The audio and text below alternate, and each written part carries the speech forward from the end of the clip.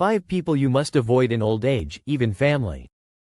As we grow older, life becomes less about rushing to achieve and more about cherishing moments of peace, connection, and self-care. For seniors, especially those aged 65 and beyond, maintaining emotional health is vital. One of the most profound ways to protect your well-being is by discerning the types of people you allow into your life. Unfortunately, not everyone adds value to your golden years. Some may even detract from it. Here are 5 types of people you should avoid in old age, even if they are family members. Protecting your peace is not selfish, it's a necessary act of self-love. If you enjoyed this video, give it a thumbs up. Don't forget to subscribe and turn on notifications so you never miss an update. 1. The manipulator. As we age, the value of peace and emotional balance becomes immeasurable. Yet manipulators, often hidden behind the guise of needing help or affection, can disrupt this tranquility. Their actions may not always appear harmful at first. In fact, they might seem to lean on you out of genuine need. They know how to appeal to your nurturing instincts, especially if you've spent your life being a pillar of support for others. But over time, their reliance can evolve into something toxic, leaving you drained and emotionally depleted. Picture this. You're enjoying a quiet afternoon, sipping your coffee and reflecting on the beauty of a life well lived. Then the phone rings. It's a relative or friend who needs just one more favor. Perhaps it's a ride, a loan, or an errand they could handle themselves. At first you oblige, thinking it's a small sacrifice.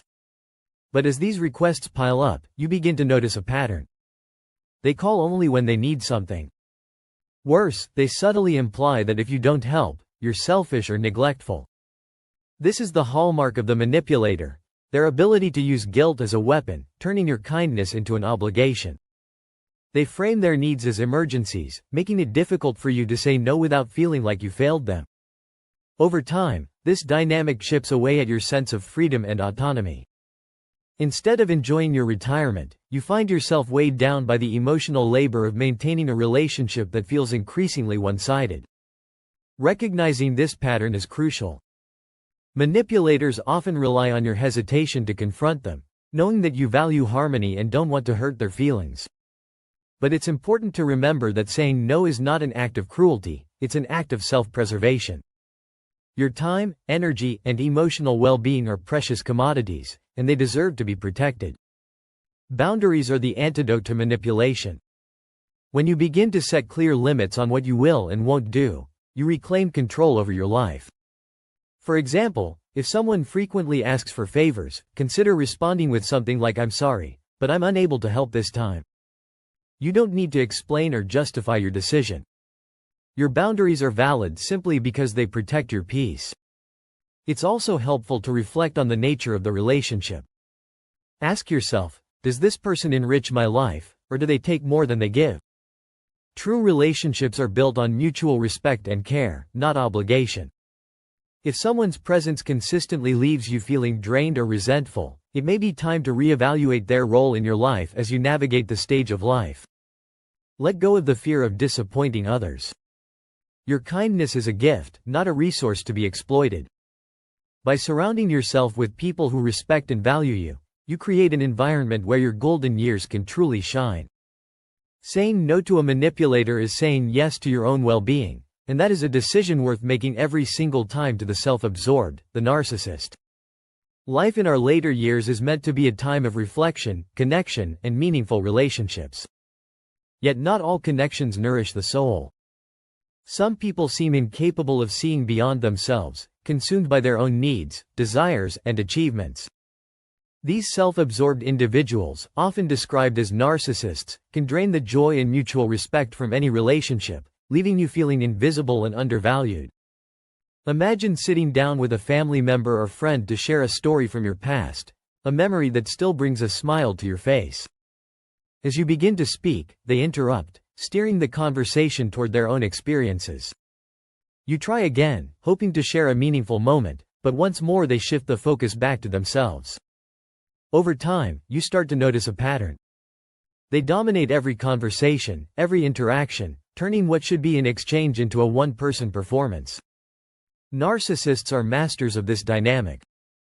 They crave attention and validation, often at the expense of those around them. They may not do it maliciously. In fact, they might not even realize how their behavior affects others, but the result is the same. Their presence feels overwhelming and your voice seems to disappear in their shadow. For seniors, this kind of relationship can be particularly painful. Having lived a life full of rich experiences, you deserve to share your stories, your wisdom, and your feelings with people who truly listen and care. But a narcissist offers little room for this kind of connection. Instead, they prioritize their own narrative, leaving you feeling as though your presence is merely a backdrop to their life. Recognizing this behavior is the first step to protecting your emotional well-being. Narcissists often use charm and charisma to draw people in, making it easy to overlook their self-centered tendencies at first, but over time, their inability to offer empathy or genuine support becomes clear. They may dismiss your achievements, minimize your struggles, or ignore your needs altogether, all while expecting you to celebrate and cater to theirs. The key to navigating relationships with self-absorbed individuals is setting boundaries. This doesn't mean cutting them out of your life entirely, although in some cases that may be necessary, but rather limiting their ability to dominate your time and energy. For instance, if a narcissist consistently redirects conversations, try gently steering them back. "I'd like to finish what I was saying." If they dismiss your feelings, calmly assert your perspective. "I hear what you're saying, but this moment is important to me." It's also crucial to remember that their behavior is not a reflection of your worth. Narcissists often lack the capacity to truly see others, but that doesn't diminish the value of what you bring to the table. Surround yourself with people who uplift and celebrate you. Friends, family, or community members who are genuinely interested in your thoughts and experiences. These are the relationships that will nourish your soul and make your golden years truly golden. Letting go of the need to please a narcissist can be liberating. It allows you to focus on relationships that matter, ones where respect, empathy, and mutual care are at the heart of every interaction. Life is too precious, especially in this stage, to waste on one-sided connections. By prioritizing those who see and value you for who you are, you create a circle of support that reflects the richness and beauty of your journey. In these moments of clarity, remember your stories matter, your feelings matter, and you matter. Don't let anyone diminish that truth, not even the most self-absorbed person in your life. By valuing yourself, you set the standard for how others should treat you, and that is the foundation of a life well lived.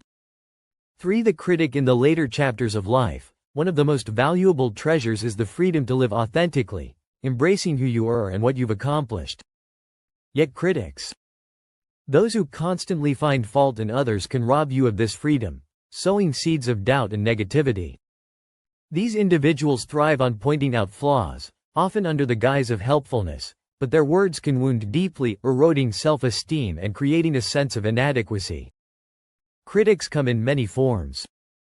It could be a friend who always seems to have a comment about your appearance, a family member who questions your decisions, or even a neighbor who can't resist pointing out what you could do better. Their criticisms may seem small in isolation, a remark about your choice of clothes, a comment on how you spend your time, but over time they accumulate, creating an environment of constant judgment. What makes their words particularly damaging is that they often reflect their own insecurities rather than any real fault of yours. Critics tend to project their frustrations and fears onto others, finding satisfaction in pointing out what's wrong as a way to avoid confronting their own imperfections. But knowing this doesn't always soften the sting. After a lifetime of hard work, love, and perseverance, no one deserves to feel like they're falling short. It's important to recognize that you are not defined by the opinions of others. The critic's voice, no matter how persistent, is just that, a voice. It doesn't have to be the truth, and it certainly doesn't have to shape how you see yourself. After all, you've lived through triumphs and challenges, joys and losses, and those experiences have made you who you are. That is something no one can diminish. When dealing with critics, one of the most empowering steps you can take is to filter their words. Not every piece of feedback is worth your attention. Ask yourself, is this criticism constructive? Does it come from a place of care and respect? If the answer is no, let it go. Their negativity is not your burden to carry. For example, if someone constantly critiques your choices, whether it's how you spend your retirement or the hobbies you enjoy, you might respond with calm confidence. I appreciate your concern, but I'm happy with how I'm living my life. This simple statement reaffirms your autonomy while subtly setting a boundary. Another powerful tool is to shift the focus of the conversation. Critics often thrive on negativity, so redirecting the dialogue to something positive can neutralize their impact. For instance, if a family member points out what they see as a mistake, you might counter with "That's one perspective, but I'm proud of what I've accomplished." By steering the discussion toward your strengths, you remind both them and yourself of your worth. Surrounding yourself with supportive people is equally vital. Seek out relationships that celebrate your achievements and uplift your spirit. These are the connections that will remind you of your value and help drown out the voices of criticism, whether it's a friend who shares your hobbies, a group at your local community center, or even a trusted confidant. These positive influences are like sunlight breaking through clouds. They make everything brighter. Remember, critics have no power over you unless you give it to them. Their opinions are just that. Opinions. They do not define your worth, your achievements, or your happiness. You've earned the right to live without the weight of their judgment, to embrace the life you've built with pride and joy.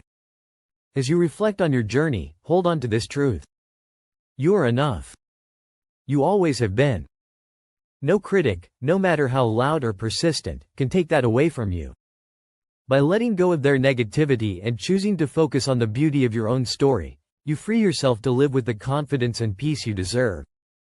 Life is too precious to spend it worrying about the opinions of others. Instead, cherish the moments that bring you joy. And the people who truly see and appreciate you for who you are. For the irresponsible. In the golden years of life, when the weight of past responsibilities begins to ease, the last thing you need is to bear the burdens of those who refuse to carry their own. Irresponsible individuals, whether they are family members, friends, or acquaintances, have a way of pulling you into their chaos.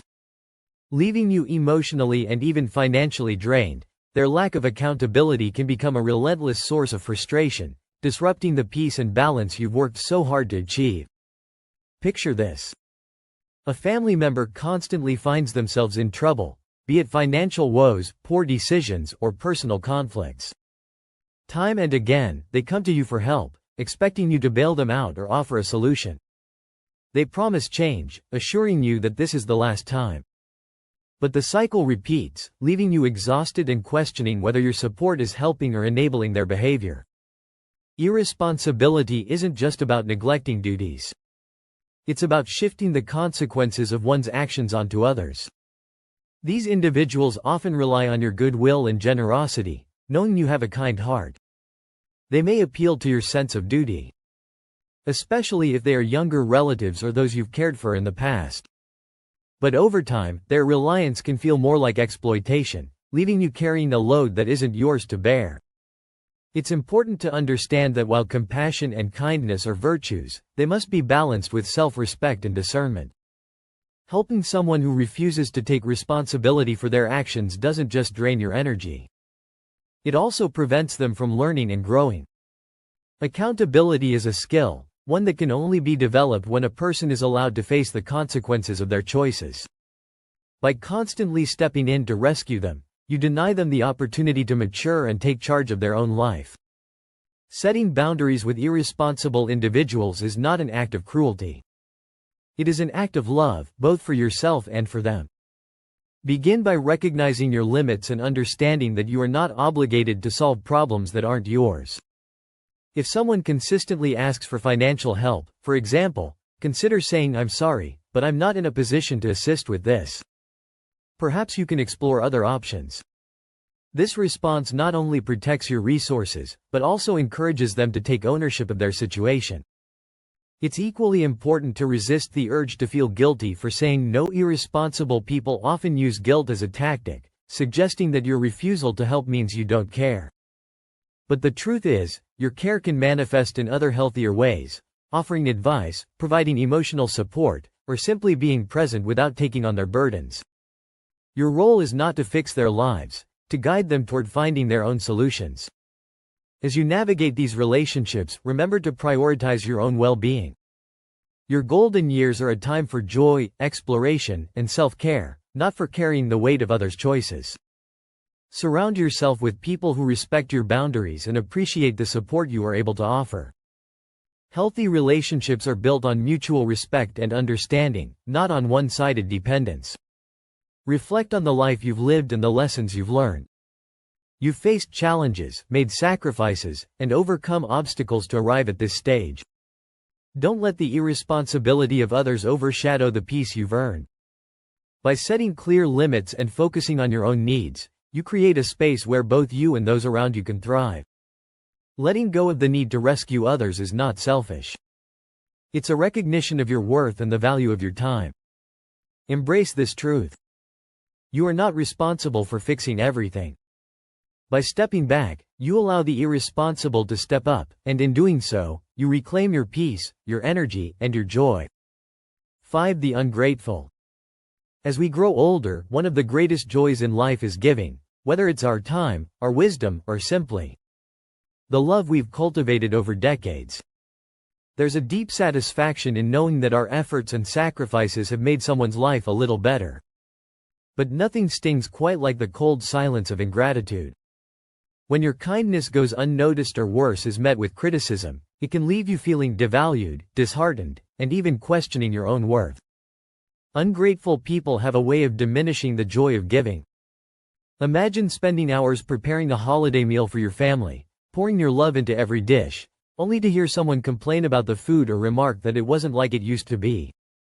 Or perhaps you've gone out of your way to help a friend, rearranging your day to accommodate their needs only to be met with indifference, as if your effort was merely expected and not appreciated. What makes ingratitude so hurtful isn't just the lack of acknowledgement, it's the message it sends. It tells you that your time, your energy, and your care aren't valued over time. This lack of appreciation can weigh heavily on your heart, turning what should be joyful moments of connection into painful reminders of being taken for granted. But here's an important truth. The ungratefulness of others is not a reflection of your worth. Their inability to recognize your efforts speaks to their own shortcomings, not to the value of what you offer. You deserve to be surrounded by people who see and cherish the love and generosity you bring into the world. Dealing with ungrateful individuals requires both self-awareness and courage. It starts with acknowledging your own feelings, allowing yourself to recognize the hurt and frustration without brushing it aside. It's okay to feel disappointed when someone fails to appreciate you. Those emotions are valid, but what's even more important is how you choose to respond. One powerful step is to reevaluate the relationships where ingratitude is a recurring theme. Ask yourself, does this person add value to my life? Do they respect me and the things I do for them? If the answer is no, it might be time to set boundaries. That doesn't necessarily mean cutting them out of your life, but it does mean limiting how much of your time and energy you're willing to give. For example, if a family member consistently fails to appreciate your efforts, consider scaling back. Instead of going out of your way to accommodate their needs, focus on what brings you joy and fulfillment. If they question your change in behavior, you can calmly explain. I realized I need to focus on things that make me happy. I hope you can understand this isn't about punishing them, it's about protecting yourself. Another essential practice is to redirect your energy towards those who truly value you. Spend time with friends, neighbors, or community members who reciprocate your kindness with gratitude and warmth. These are the people who will uplift your spirit and remind you of the beauty of giving. Their appreciation will nourish your soul, making every act of kindness feel worthwhile. It's also helpful to reflect on why you give in the first place. Genuine generosity doesn't come from a need for recognition, it comes from a place of love and care. By focusing on the joy you feel in giving, rather than the response you receive, you can find peace even in the face of ingratitude. However, this doesn't mean tolerating disrespect or exploitation. Your kindness is a gift, not a right, and it should be treated as such. As you move forward, remember to celebrate your own efforts. Take a moment to recognize the love, care, and thoughtfulness you put into everything you do. Whether others acknowledge it or not, these acts of kindness are a reflection of the strength and beauty within you. By valuing yourself and your contributions, You set the standard for how others should treat you, and gratitude may sting, but it doesn't define you. What defines you is the love you give, the lives you've touched, and the legacy of kindness you leave behind. By choosing to focus on those who appreciate you, and by setting boundaries with those who don't, you reclaim your joy and ensure that your golden years are filled with the respect and appreciation you so richly deserve. Protecting your peace, the gift you owe yourself. As we journey through the later years of life, our priorities shift. We seek peace, connection, and fulfillment, treasuring the moments in relationships that truly matter. Protecting your emotional well-being is not only important, it's essential. The people you surround yourself with can either elevate your spirit or weigh you down, and knowing who belongs in your life is an act of wisdom and self-respect. Avoiding toxic relationships, whether they are marked by manipulation, selfishness, criticism, irresponsibility, or ingratitude, is not an act of selfishness. It's an expression of self-love. By setting clear boundaries, you allow yourself the freedom to embrace joy and pursue the relationships that bring genuine warmth and reciprocity into your life. You've spent decades nurturing, supporting, and caring for others. It's time to offer that same care and love to yourself.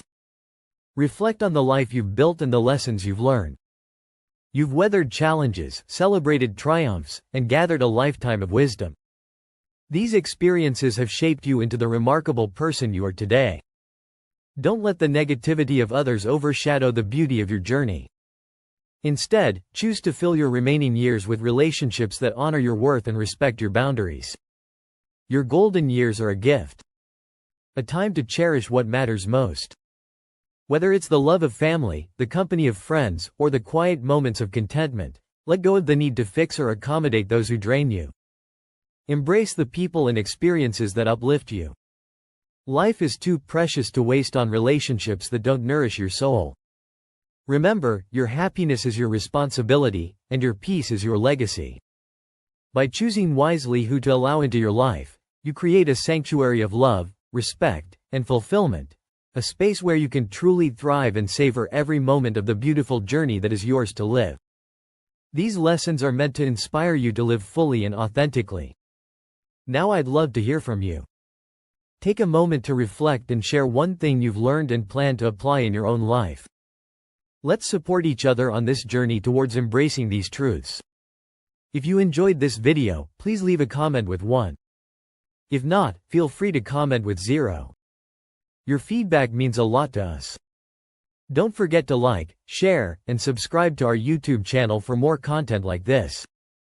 Thank you for watching, and here's to living life on your own terms.